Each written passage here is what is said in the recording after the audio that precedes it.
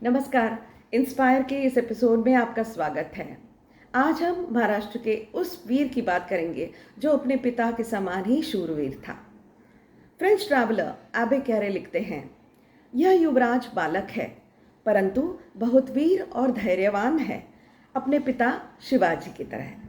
युद्ध विद्या में भी वह निपुण है और अपनों से बड़े और अनुभवी योद्धाओं के साथ भी आसानी से लड़ता है। अत्यंत रूपवान है और इन्हीं सब गुणों की वजह से सैनिक उनकी तरफ आकर्षित हो जाते हैं और उनके साथ लड़ने में, उनके लिए लड़ने में अपने आप को धन्य मानते हैं। केवल 32 वर्ष का उनका यह जीवन पट अगर देखें तो यह राजा छत्रपति संभाजी महाराज अपने धर्म के लिए सब कुछ त्याग कर देने वाला था। एक विमर्श चला था और चला है और अभी भी है कि संभाजी महाराज निष्क्रिय थे और सैनिक उनके लिए लड़े नहीं, सैनिकों की वजह से ही, सैनिकों के लड़ने की वजह से ही संभाजी महाराज को हर युद्ध में जीत मिली। संभाजी महाराज खुद इतने गुणवान नहीं थे। अब अगर हम इस विमर्श का काल देखते हैं तो हम देखते हैं कि यह संभाजी महाराज के काल का विमर्श नहीं है।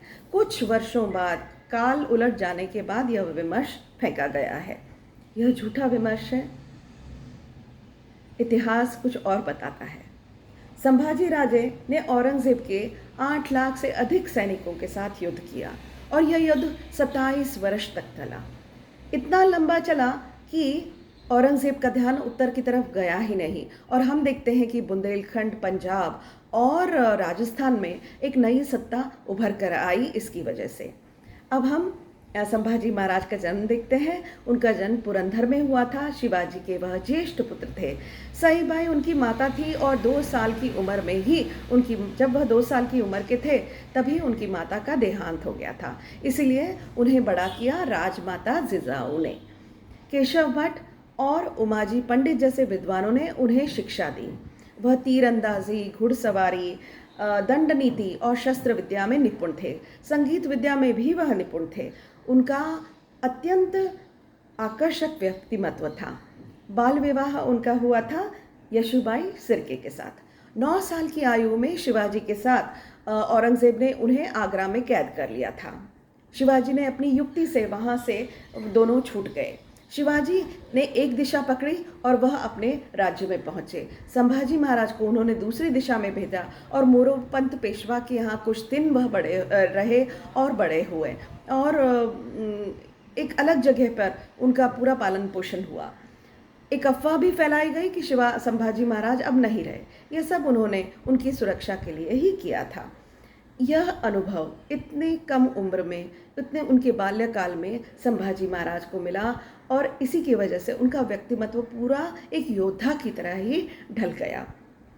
16 जनवरी 1681 में शिवाजी महाराज की मृत्यु के पश्चात उनका राज्याभिषेक हुआ।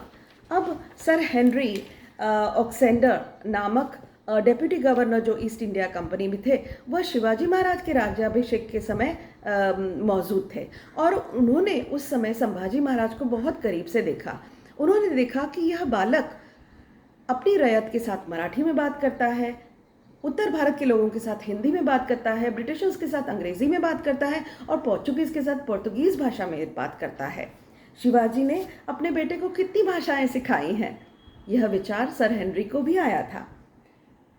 उनके अनेक पत्र व्यवहारों से हम देखते हैं कि संभाजी महाराज संतों और पंडितों के प्रति बहुत ही उनका ध्यान था, क्योंकि वो धर्मनिष्ठ तो थे ही। उन्होंने अपने धर्म, मंदिर और मठों की व्यवस्थापन के लिए सारी सुविधाएं इन पंडितों को और गोसावियों को दे दी थी। अपनी आयु में 32 वर्ष के उनके कार्यकाल में उन्होंने 120 युद्ध लड़े थे और 14 वर्ष की आयु में बुधभूषण नामक एक ग्रंथ भी उन्होंने लिख डाला था। अंत समय जब आया तब औरंगजेब की गिरफ्त में वो थे। औरंगजेब ने उनकी जीभ काट ली थी, उनकी आंखें नोच ली थी, उनकी शरीर की चमड़ी उधेड़ दी थी। ये सब उन्होंने किस लिए किया? औरंगजेब ने किस लिए किया? क्योंकि वो चाहते थे कि संभाजी महाराज इस्लाम धर्म कबूल कर ले, लेकिन यह संभाजी महाराज को मंजूर नहीं था। वह अपना धर्म कभी भी छोड़ने वाले नहीं थे। अंत में औरंगजेब ने उनके शरीर के टुकड़े टुकड़े करके इंद्रायणी नदी में बहा दिए थे। वहाँ के लोगों ने इसीलिए संभाजी महाराज को धर्मवीर की पदवी दी थी। धर्मवीर संभाजी महाराज धर्मवीर छत्रपति संभाजी महाराज, इस तरह से उन्हें आज बुलाया जाता है। शत शत नमन छत्रपति संभाजी महाराज को। युवाओं के लिए, आज की युवाओं के लिए वह एक आदर्श हैं। आज का एपिसोड अगर आपको अच्छा लगा हो तो इस चैनल को सब्सक्राइब ज़रूर कीजिएगा। बहुत बहुत धन्यवाद।